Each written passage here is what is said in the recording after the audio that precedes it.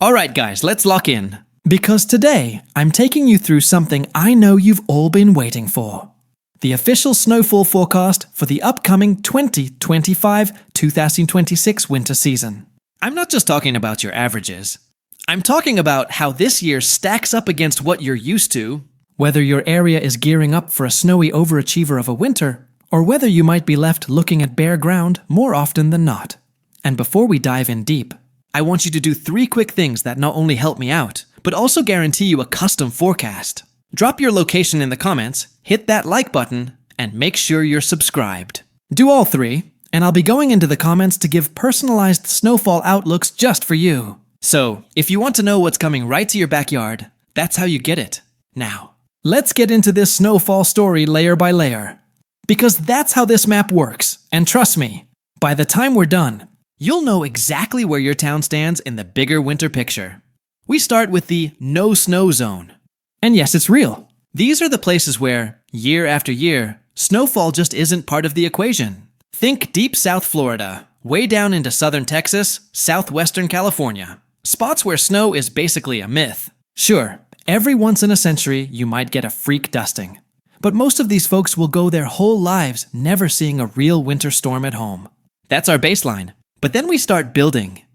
The next shade on the map is the trace to 3 inches zone. These are the in-between areas where snow isn't guaranteed, but it isn't impossible either. Some years you might wake up to a surprise coating, other years you get nothing at all. If you're close to the gray edge of this zone, you'll see flakes more often, but the further south you go, the rarer it gets. It's one of those every 2 or 3 years kind of deals. Now, things start to get real as we add the 3 to 6 inch band. These are the places where you can pretty much count on at least a couple of shovelable snows each season. Not huge, not historic, but enough to remind you that yes, winter does still exist. The further north you are in this band, the closer you get to that 6 inch average. Push a little further up the map, and here comes the 6 to 12 inch zone. The bands get thinner, but the snow gets heavier. These are the places where you know, almost without fail, that every winter is going to deliver multiple solid snowfalls. And from here on out, the numbers just keep climbing. 12 to 24 inches, 24 to 36. We're talking serious winter territory now. This is where snow is a way of life. If you're in the Midwest, the interior Northeast, or pushing into the northern plains, you're probably already nodding along. You know the drill. Snowstorms aren't an if, they're a when. And then, as we move even higher, we hit the 36 to 48 inch regions. The upper Midwest, the Great Lakes, New England's mountains. These are the snow belt champions. Some of these towns measure winter in feet, not inches, and snow days are practically built into the culture. But it doesn't stop there. We layer in the 48 to 72 inch zones. And now we're talking extreme winter country. The High Rockies, the Sierra Nevada, the Cascades, plus lake effect monsters in northern Michigan, Wisconsin, and upstate New York.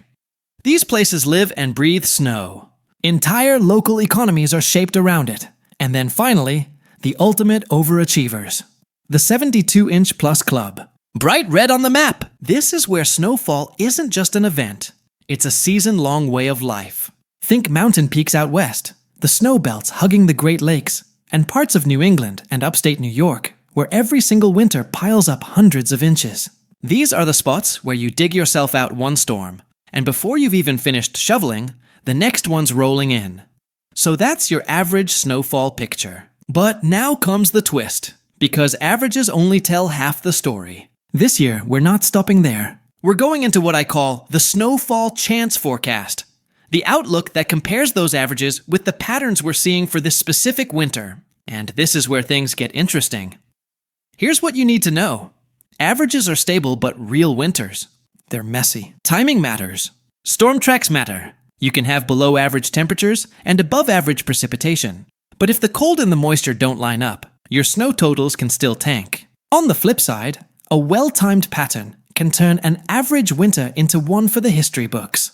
So here's what I'm seeing for Twin Dice 25-2026. The Southwest? I got bad news for snow lovers. With a likely weak La Niña, or neutral setup leaning that direction, the storm track into California, Arizona, New Mexico, it just doesn't look promising. That's why I'm shading you guys in with below average snow chances. Now, keep in mind, below average here doesn't mean no snow. In places like the Sierra Nevada, even below average is still way more snow than most of the country ever sees. But compared to what you're used to, expect less. Now flip it. Look north and east of the Rockies. This is where the story changes. I expect colder than normal temperatures dominating the central and eastern US. And when that happens, the snow chances spike. If you live in the northern plains, the Midwest, the Great Lakes, or up into New England, this could be your winter. More opportunities for snow, more setups that deliver. The map here glows with above average chances, and I'm giving some of these zones a high confidence 4 out of 5 level. That's rare for me, but the signals are strong. Why? Because when you line up colder than average air with wetter than average storm tracks, there's really only one way that story ends, with snow, and lots of it. That's the kind of pattern that keeps me up at night, and keeps me glued to the models every morning. For December, here's what I'm watching. Colder than normal conditions from the northern plains through the Midwest and into the Northeast. Not brutally cold just yet, but enough for shots of Arctic air to dip south and give us some serious snow chances. Meanwhile, the Pacific Northwest is looking wild. A roaring Pacific jet crashing into Washington and Oregon, dumping heavy rain and feet of mountain snow. That's the kind of setup that fuels atmospheric rivers. And December is going to kick off storm season with a bang out there. The storm track in December looks like a classic Colorado low setup. Storms diving out of the Rockies, then exploding over the Midwest. If you live in Kansas City, St. Louis, Chicago, you're in prime territory for one of those early season blockbusters. Now flip the calendar into January 2026 and everything ramps up. Colder, sharper air spills south out of Canada. We could see true Siberian shots blasting into the Dakotas, Minnesota, Wisconsin, places that are no stranger to brutal cold. But this could be another level. Meanwhile, the Pacific jet stays active, fueling storms into the Ohio Valley. This is when I expect the Midwest and Great Lakes to start cashing in on big-time snow events. The kind of systems that shut down interstates and get people talking about the storm of the decade. By February, buckle up. This is when I see the potential for blockbuster events. The coldest air of the season sets up across the northern US, with that chill bleeding southward into the Midwest and Ohio Valley. Storm tracks will likely run from Texas through the Tennessee Valley and straight up the I-95 corridor.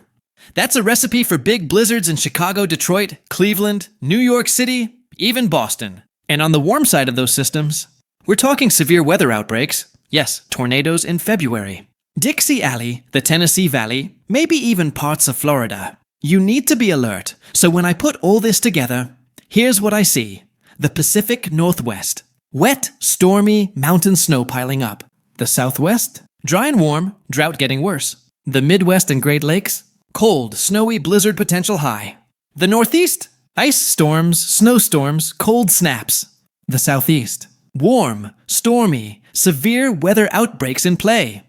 Bottom line, this winter has all the ingredients to be memorable, maybe even historic in spots, and I'll be tracking it with you every step of the way. So here's what I want you to do. Smash that like button if you're excited for snow, or maybe nervous about it. Woof woof worms.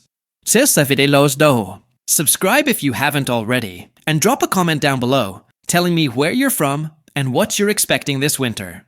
Do you think we're in for a 2014 repeat? Or do you think Mother Nature has something totally different up her sleeve? Either way, we're about to find out. Winter 2025-2026 is coming, and it's coming in strong. Stay with me, and we'll stay ahead of every single storm together.